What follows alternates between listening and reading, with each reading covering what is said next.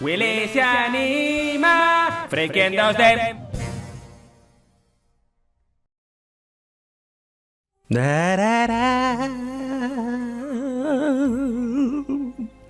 El copyright. Farará globitos domestic wars. Cha, cha, cha, cha, cha. Relajante, ¿a que sí? Todos conocemos a Ringworks Animation, uno de los estudios de animación más famosos, exitosos, influyentes y con variedad de logotipos cambiados graciosetes de toda la historia del cine. Pero al margen de ogros, pandas y trollazos, uno de sus principales impulsores fue el mismísimo Steven Spielberg. El Rey Midas de Hollywood no solo ha parido obras maestras durante toda su filmografía, sino que además es un fanático confeso de la animación. Así me gusta, como debe ser, un hombre de bien.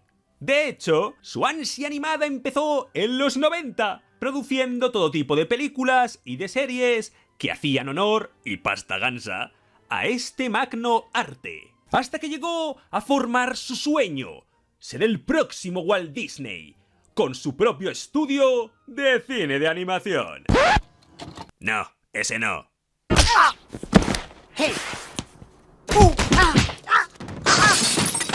Antes del niño pescador en la luna, estaba el ratoncito inmigrante con gorro de marinerito. Un estudio que pretendía revolucionar la animación dibujada a mano en 2D. Un viaje que involucra a un ratón, a un grupo de dinosaurios y a un heroico perro lobo. Y un resultado que quedó con solo 3 pelis estrenadas, unos fracasos de millones de dólares en taquilla y un cierre estrepitoso y catastrófico como la primera mancha negra del amiguete Spielbergcito en el arte de la animación.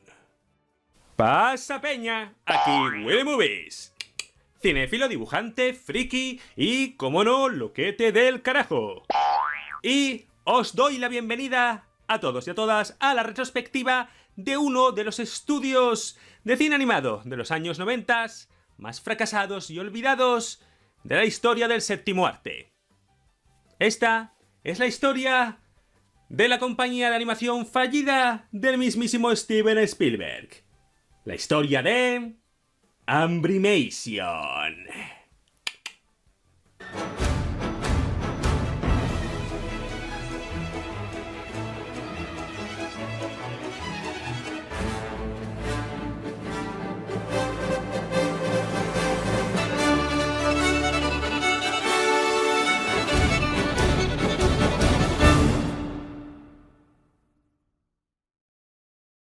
Volvamos al principio. Contra todo pronóstico, los inicios de Ambrimation no comienzan con Steven Spielberg, sino que comienzan con cierto animador de renombre llamado Don Bluth. ¡Soy el puto amo! El don este se convirtió en una leyenda dentro de Disney. Vamos, que animaba que daba gusto. Pero a Don no le estaba gustando mucho las últimas directrices que estaba empezando a tomar la Casa del Ratón. Dios, si supiera cómo está ahora todo el percal. Don Bluth abandona Disney y prometió hacer su propia película de animación. ¡Con casinos y furcias! ¡Que te follen, Mickey Mouse! Y esa película fue Nim, el mundo secreto de la señora Brisby, su magnus opus ratonil, una de las primeras pelis que vino a competir en su propio terreno contra Mickey y compañía. Tanto fue así que hasta el mismísimo Steven Spielberg se quedó con la copra. Se alió y se juntó con Don Bluth para producirle sus próximos proyectos. Su primera colaboración juntos fue Fievel y el Nuevo Mundo, un retrato tan conmovedor como duro del sueño americano. De nuevo con ratoncillos de protagonistas. Le iban los ratones al Don más que a la Disney, vaya. Siendo la primera Fievel la peli de animación no producida por Disney más taquillera de la época, y venciendo al mismísimo Basil, el ratón superdetective de la propia Disney, tanto en taquilla como en crítica.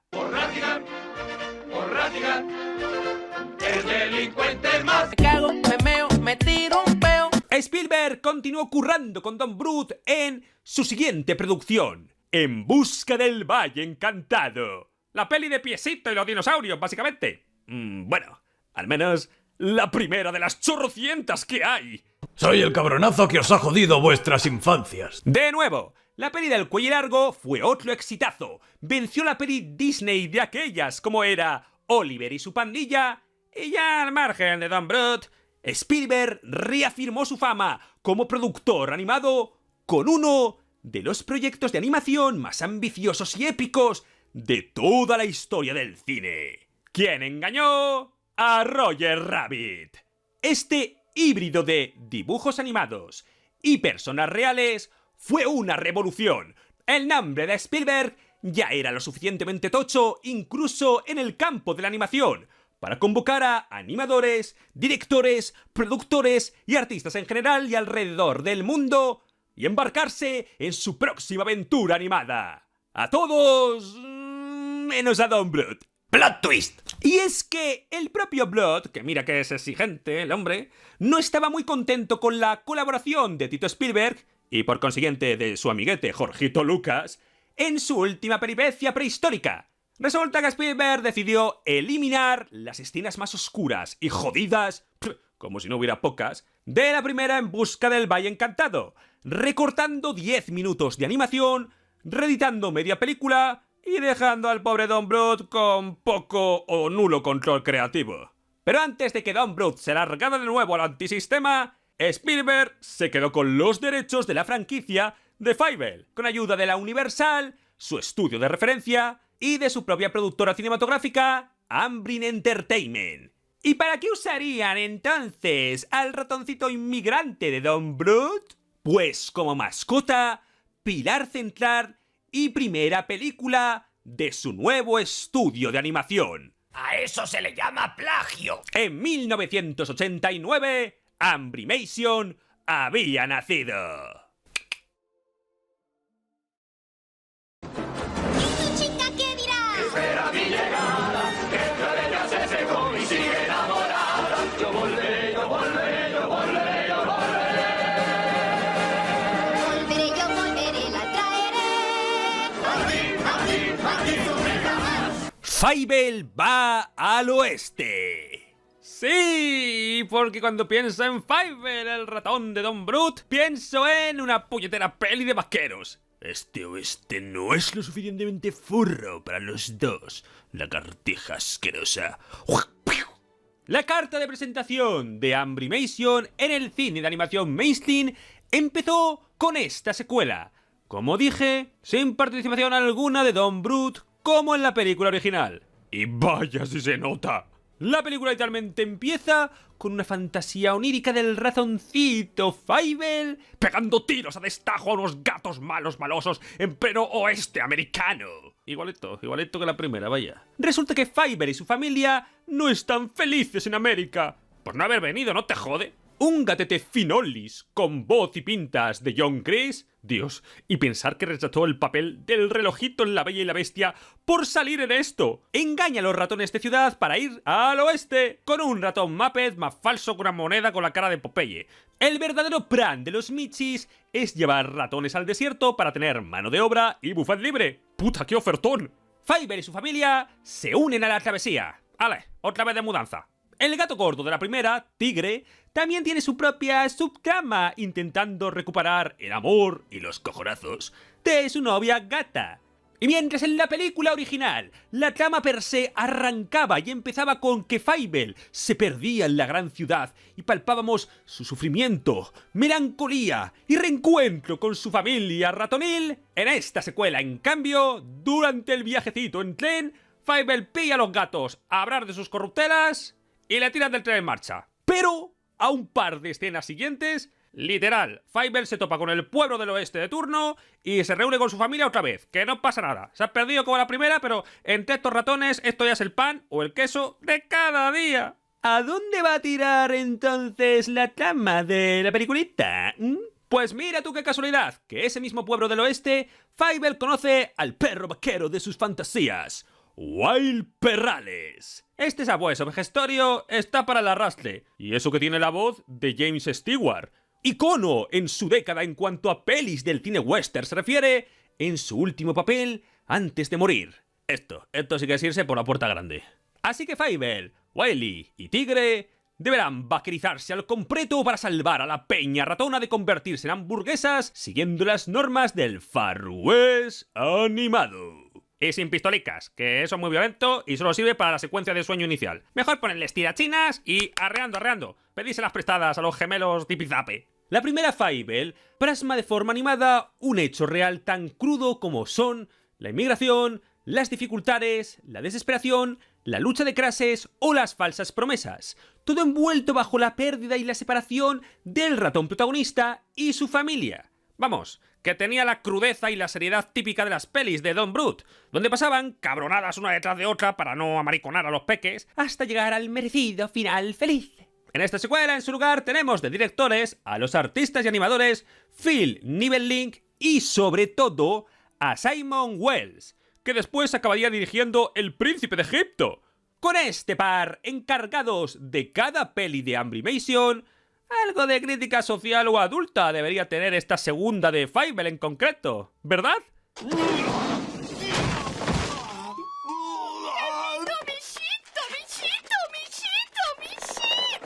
Fijaos qué peras. ¿Verdad?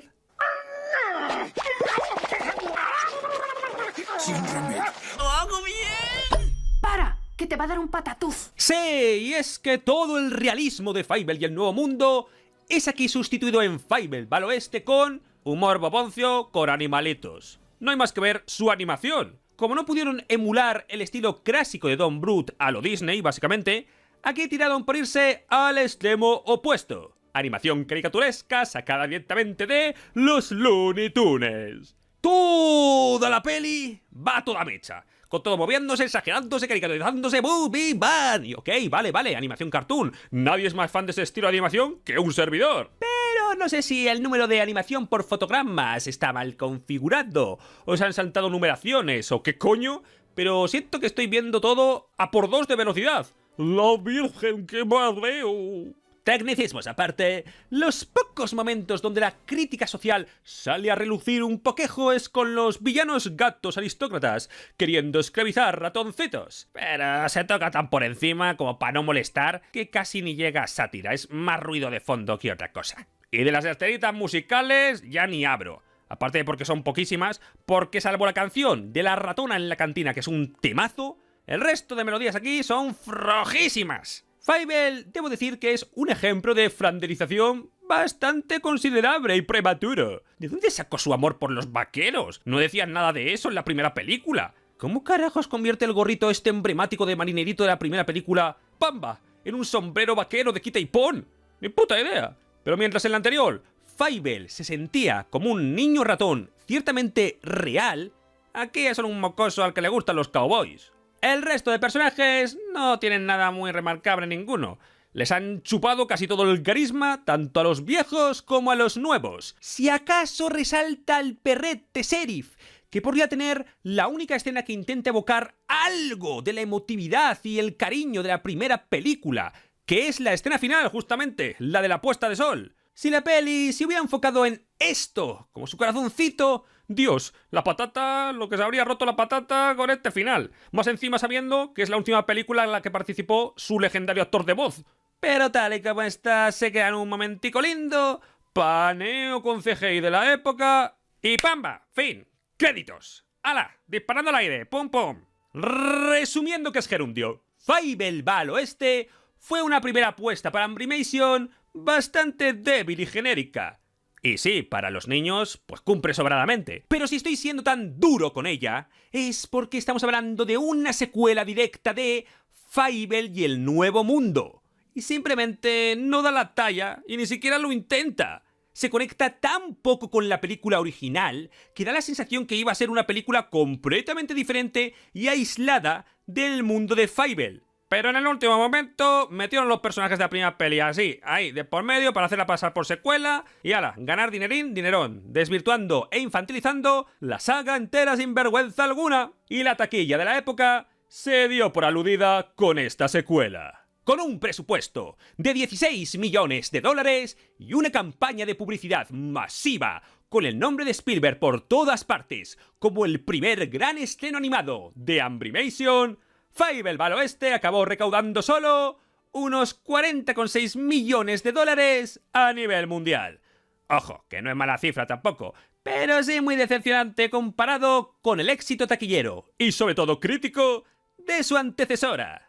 Me pregunto si El ratoncín del western salió a la vez que otra película animada de un estudio de renombre y que se estrenó a la par para hacerle la competencia. ¡Oh, mierda! Sep, La Bella y la Bestia de Disney prácticamente mutiló y sepultó al pobre ratoncín de Spielberg en los cines de todo el mundo. Un matarratas en toda regla. Sin embargo, Fievel al Oeste sí que tuvo éxito en el mercado doméstico del vídeo y el DVD, lo que derivó en el lanzamiento de una serie de televisión y de otro par de secuelas, directas a vídeo, para terminar de sacarle la poca pasta que le quedaba al ratón inmigrante.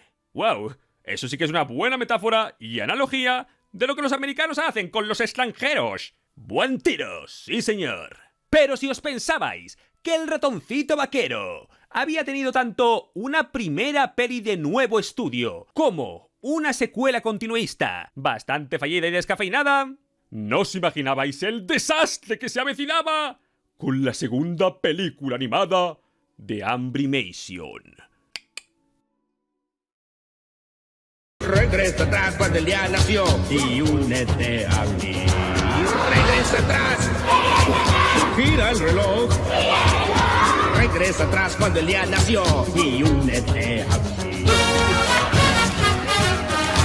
Rex, un dinosaurio en Nueva York. No es ningún secreto que el amiguete Spielberg es un fanático no solo de la animación, sino de los dinosaurios. Las pelis de Parque Jurásico, las pelis del Piecito y ahora esto. ¿Y qué tal está Rex, un dinosaurio en Nueva York? Bueno, es como En busca del Valle Encantado, pero rogada con metanfetaminas del culo. Solo, escuchadme resumir la trama, ¿vale? Porque menudo quilombo prehistórico. La peli empieza con... No me puedo creer que diga esto sobrio. Un dinosaurio jugando al golf. El T-Rex parlante se topa con un pajarico. Y ala, empieza ahí a contarle su vida. Resulta que viajamos hasta la prehistoria, donde el T-Rex era un dinosaurio genérico, asesino, normal y corriente, hasta que... ¡Coño, eso es un ovni! Se baja un alien sacado de un anuncio de cereales puesto en fetas a venderle precisamente eso, cereales. Porfa, que no sean los nuevos de Choco Flakes. ¡Choco Flakes, el desayuno más bestia! De Cuétara. Resulta que son cereales mágicos que al zampártelos el T-Rex y otros dinos randoms se convierten en seres pensantes y majetes. Toda esta movida es fruto de este viejo pervertido, el Capitán Ojos Grandes. Resulta que el vejete es un viajero temporal que tiene una radio con pompas alucinógenas donde escucha y espía a lo voyeur los sueños y los deseos de los niños del mundo. Y como los niños quieren dinosaurios, ¡hala! ¡Deseo concedido! Bueno, ya que estamos concediendo deseos así a lo loco, aquí hay un pequeño niño llamado Hitler.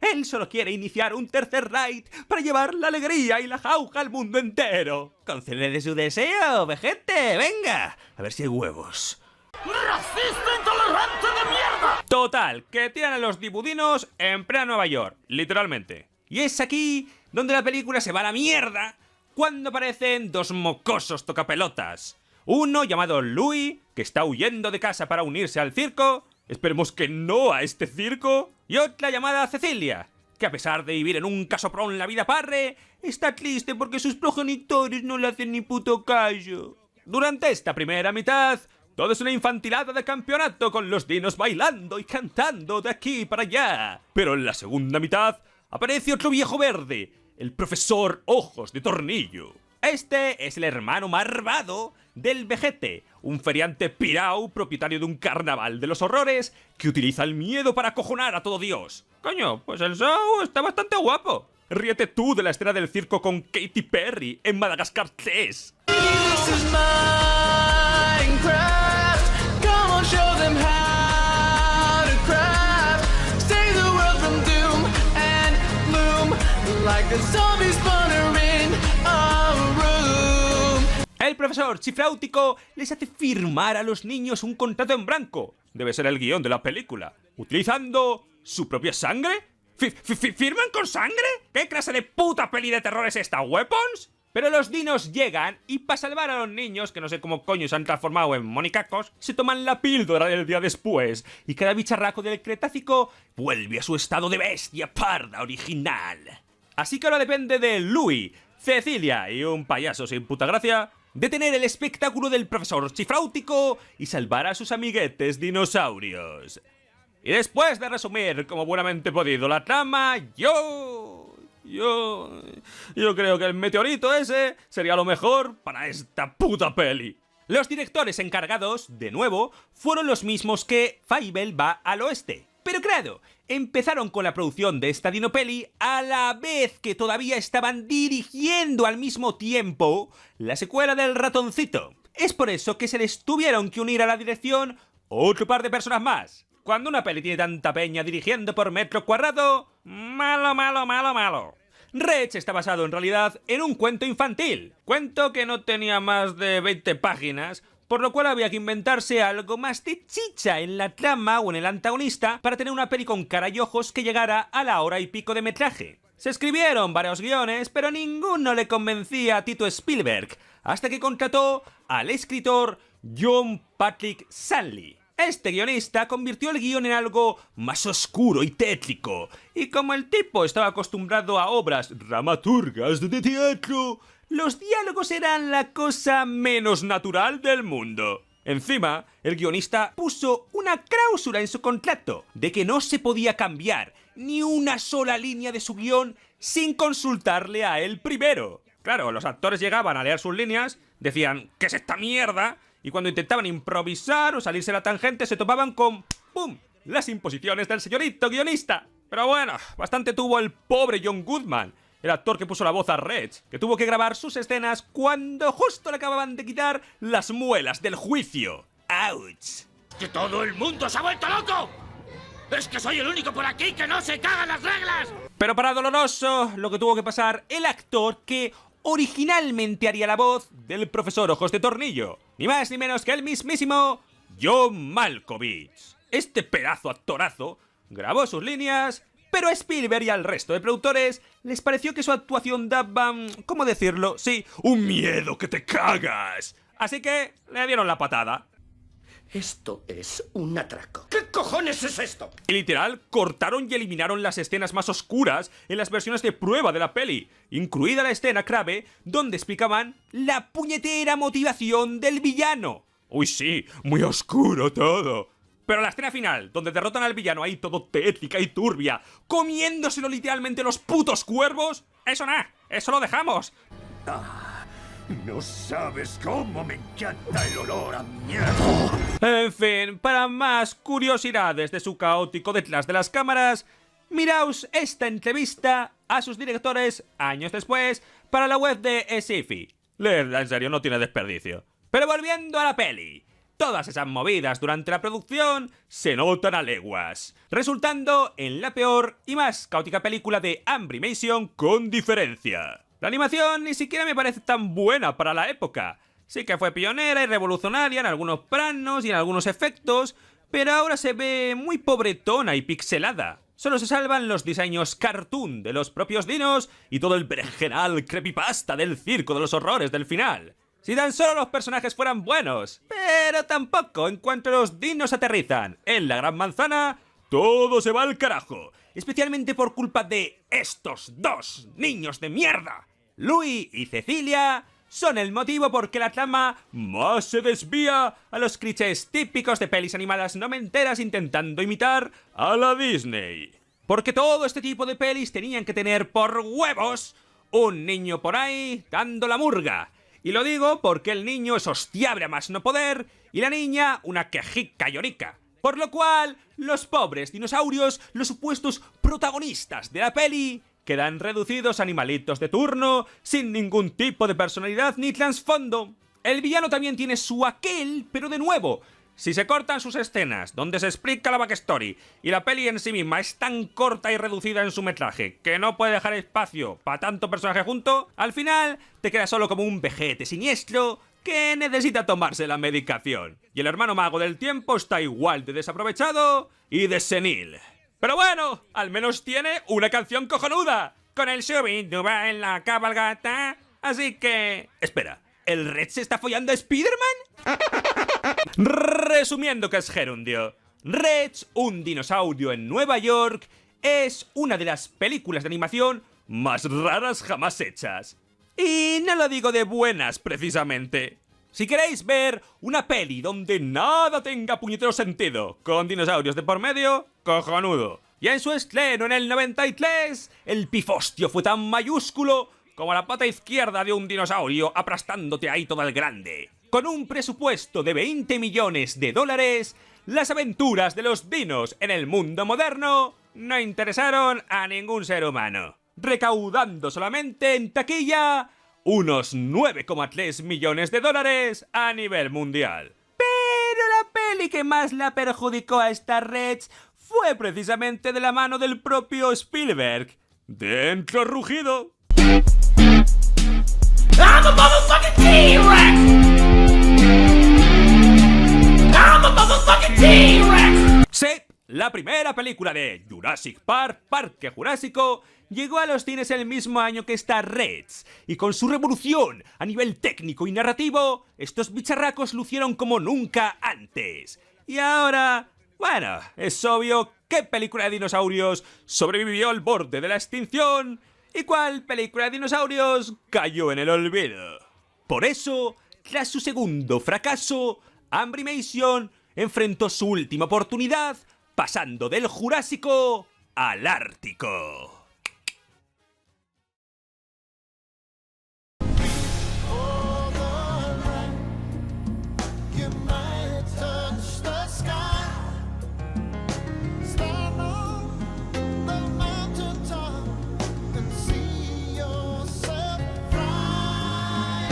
Balto.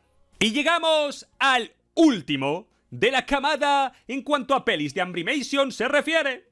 Y comparada con el resto de obras del estudio, me alegra decir que Balto es, con diferencia, la mejor película de Ambrimation. Aunque eso tampoco es decir mucho. Está bien, es un buen perrito, pero hasta ahí. La peli empieza, contra todo pronóstico, con una secuencia inicial con personas reales. Esto huele a peli culebrón tipo Hachiko, de esas que pasan por Antena 3 que tira para atrás. Son una abuela y su nieta que están buscando una estatua en concreto pateándose todo Central Park. Como no la encuentran, la abuela le cuenta la historia de la peli a su nieta, con filtro de animación 2D incluido. Conocemos a Balto, un cruce entre perro y lobo. La noche de folleteo entre sus progenitores debió de ser increíble. Y como es mitad can, mitad lobaso, pues los humanos le tienen miedito y los perros le tienen puto asco. Es el tonto del pueblo. ¡Te desafío! En esta villa de Alaska, el mayor entretenimiento de los animalejos y de los lugareños son las carreras de perros por la nieve. Es como la Champions en aquellas. La estrella del equipo es este perro, que para nada es el villano maloso, llamado Steel. Pero vas y lo divulgas, que tengo malas pulgas. Me meo en una farola o en un lienzo de Sorolla. Me meo donde me sale de la punta de la polla. De verdad, esta especie de cruce entre Scar y Gastón, en cada puta escena que aparece, está poniendo esos caretos diabólicos. No llega al nivel de Clarence en Stint, vale, pero es un digno rival. El único amiguete que tiene Balto es este ganso de mierda. Iba a decir que el Boris esté tocando los huevos por aquí y por allá era molesto de cojones, pero en realidad no. Su cabreo patuno se agradece bastante. De hecho, es como todo espectador medio que se queja de los alivios cómicos pedorros en pelis animadas infantiles. Además, ya tenemos a otros secundarios molestos en este par de osos polares mongólicos, que están doblados por... ¿Phil Collins? Por favor, que no canten. Hijo de puta, suscríbete, que tu madre es chimpancé. Dale a like y comenta ya. Hijo puta encina un día tendrás. Hay movida en el polo, porque todos los niños del pueblo se están poniendo malitos y los doctores no tienen la medicación necesaria para salvarlos. Vamos, como con el COVID. Así que los mejores perros de trineo tienen que traer un cargamento de Dalsy, que la verdad luce muy rico, que está ubicado en el quinto coño, porque hace una ventisca de congelarse los cojoncios. Cuando los perretes se quedan incomunicados en la nieve, solamente Balto puede seguir su rastro, traer la medicina de vuelta al hogar y salvar a los niños. Y para ligarse a la perra pelirroja de turno, que si no folla, la travesía no sirve para nada. Puto mestizo asqueroso. ¿Y recordáis cuando en la secuela de Fievel o en la peli de los dinos dije que eran moñadas del todo a 100 y no sabían balancear bien o ni siquiera tenían momentos jodidos ni escenas de peligro? Bueno, eso es porque toda la mala suerte se concentra en este perraco. Durante la segunda mitad de la película, nuestro pobre Balto se la pasa puteado y pasándole mil y un desgracias a él y a los suyos con tal de llevar las medicinas sanas y salvas. Y la producción de esta película de Balto, ok, no fue tan tensa ni angustiosa como el carrerón que se pega al chucho, pero tiene su intríngulis. Esta es la primera producción de Ambrimation que, bueno, como dice su campaña de promoción, basada en una historia real. La historia de Balto ocurrió de verdad. Aunque siento joderos la infancia, pero no es como la pinta la peliculita. En el evento histórico real, Balto sí que tuvo un papel destacado porque fue el perro que llegó el primero de todos al final de la meta, para traer junto a otros perros de trineo las medicinas a niños que se estaban muriendo por la gripe en Alaska. Pero las partes más duras y complicadas de todo el trayecto, los perros se iban turnando de sitio y el animal que llevó la mayor parte del trineo no fue Balto, sino que fue otro perro distinto llamado Togo. Pero el perro lobo se acabó llevando todo el mérito, se convirtió en una leyenda y Togo y su dueño básicamente se quedaron un poco ahí en la mierda. ¿Cómo ha cambiado la peli, ¡Qué pillines estos de Hollywood! ¿Qué decía? ¿Qué decía el eslogan? Basada en una historia real. Se presentó un guión a Amblin con la historia de Balto y su director, Simon Wells, quedó profundamente conmovido por este hecho histórico y se emperró ahí, nunca mejor dicho, en convertirlo en su próximo proyecto, dirigiéndolo por vez primera en solitario. Steven Spielberg, sin embargo, no estaba del todo convencido. Tenía miedito de que fuera una película no muy colorida para los niños. Gracias a artes conceptuales que mostraban el Ártico de manera visualmente atractiva más allá de perros sobre un fondo blanco, Spielberg dio el visto bueno. Eso sí, debido al estrepitoso fracaso del Reds, el presupuesto de Balto tuvo que ser reducido y acortado en diferentes áreas durante la producción. Incluso el estudio A-Film, sí, los de Soy un lindo pececín, que el mal es feliz, arrimaron el hombro animando para la película. Por ejemplo, debían elegir entre sombras en los personajes o huellas en la nieve. No podían permitirse usar ambas cosas. Y las copas de nieve que caían se animaron con CGI primitivo de recreación de partículas por ordenador en aquella época. El casting también sufrió sus propios problemillas. Originalmente, Brendan Fraser iba a ser la voz del perro malo, pero Spielberg no le veía con suficiente vozarrón de villano. Así que se trajeron a Jim Cummings, una leyenda de los actores de doblaje en las Américas, para doblar al antagonista. Pero el caso más flagrante de sustitución fue el del actor de voz del propio Balto. En el doblaje original le puso voz a un actor que no era para nada famoso, por lo que Universal insistió y presionó en poner una celebrity. Así que llamaron a Kevin Bacon. Debido a que la animación ya estaba terminada, Bacon tuvo que sincronizar con precisión milimétrica su ritmo con el movimiento de la boca de Balto. Vamos, que copió y pegó el diálogo ya hecho sin ningún tipo de improvisación. Y el amiguete Kevin acabó hasta los cojones de doblar a este perrete. De hecho, en el último tercio de la película, Balto ni siquiera habla, se queda mudo, callao. Me pregunto si el trajín con la voz de Kevin Bacon tuvo algo que ver. La peli, quitando hechos reales aparte, cumple la papeleta. Comparando la animación de Balto con las dos anteriores propuestas de Ambrimation, donde el resultado final solía ser anticuado, apresurado y descuidado, en el caso del perro lobo, la animación está en su punto. Incluso las más sutiles miradas y gestos en el rostro del perro protagonista son gracias al curro y al trabajo de millones de animadores. Esto se debe al buen detalle que tuvieron de animar a todos los perros caminando a dos patas. No son animales antropomórficos y se agradece. Eso sí, lo de que hablen y hasta hagan filigranas como estas. Tengo la llave de la ciudad. Ras cataplas. ¡Aparcao! Basada en una historia real.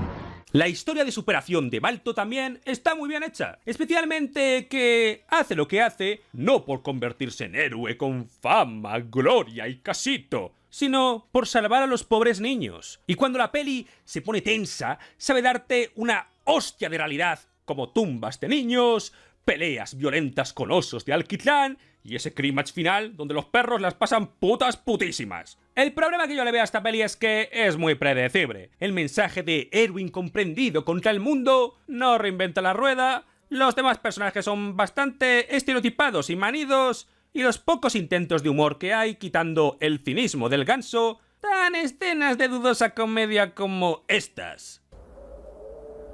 ¡Hey! ¡Hey! ¡Hey!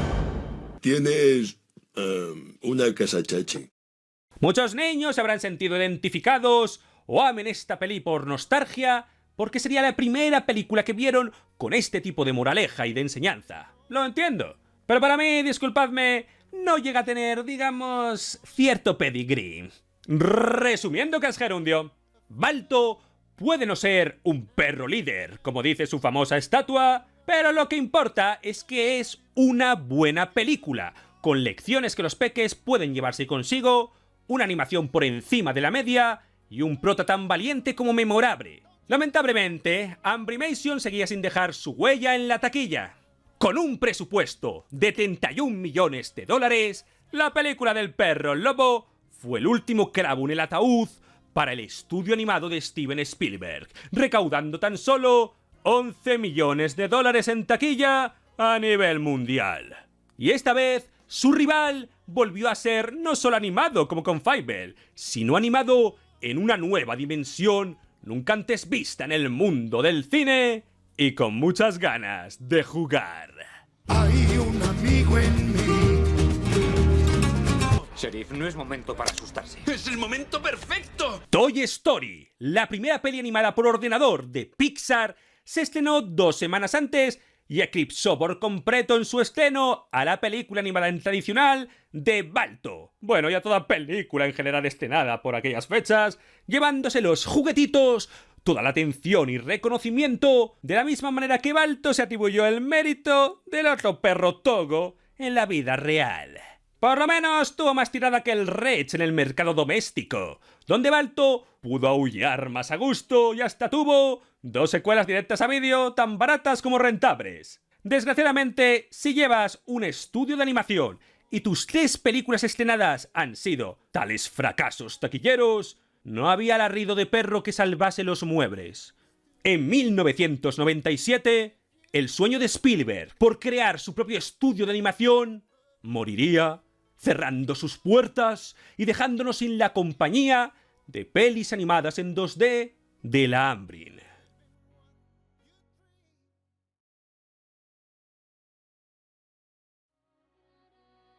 Para acabar esta video retrospectiva, es imposible cerrar el círculo de Ambrimation sin mencionar al ya mentado DreamWorks Animation.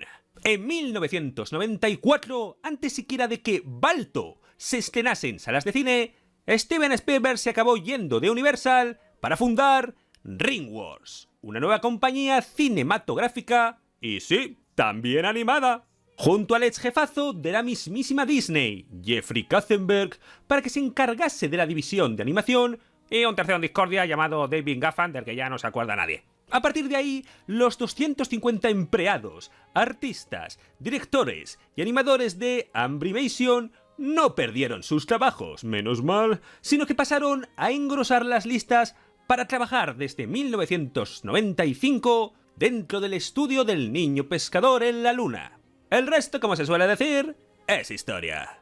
DreamWorks Animation incursionó en el cine de animación 2D y sobre todo en el cine de animación 3D. Se convirtió en el primer rival legítimo de Disney en muchísimo tiempo y actualmente es uno de los estudios de animación más queridos y exitosos de la cinematografía moderna. Y el propio Steven Spielberg incluso acabó dirigiendo una película animada con Las aventuras de Tintín, el secreto del unicornio. Vale, sí, es animación moca por cartón de movimiento, pero ahora sí es animación. Y aún así, estoy esperando la secuela.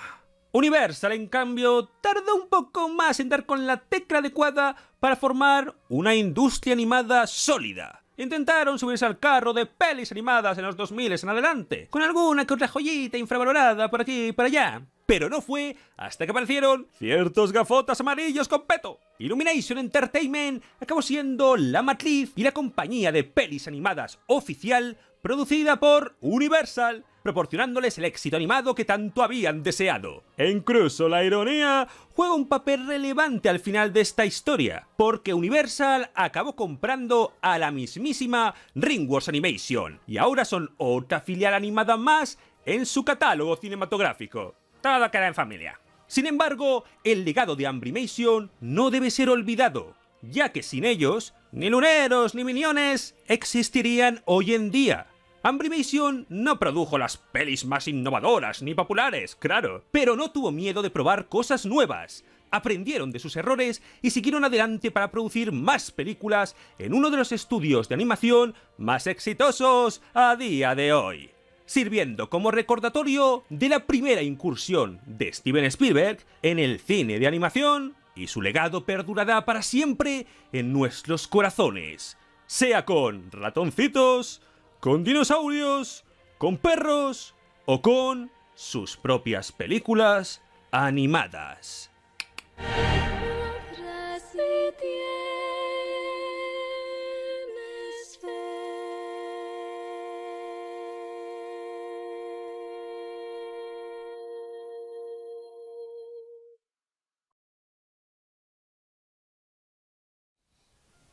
¡Ay! Ambrimation, Menudo vídeo. ¿Sabéis qué? A veces me pregunto con estos estudios que, bueno, ya no existen, ya han cerrado, ya han chapado. ¿Cuáles serían las películas canceladas? Las películas que nunca hicieron estos de Ambrimation, las películas que dejaron en el tintero estos de Ambrimation, las películas que... Espera, ¿cómo que iban a hacer una película animada del musical de Cats? Ya, esto no va a funcionar, ¿verdad? Y no te digo más.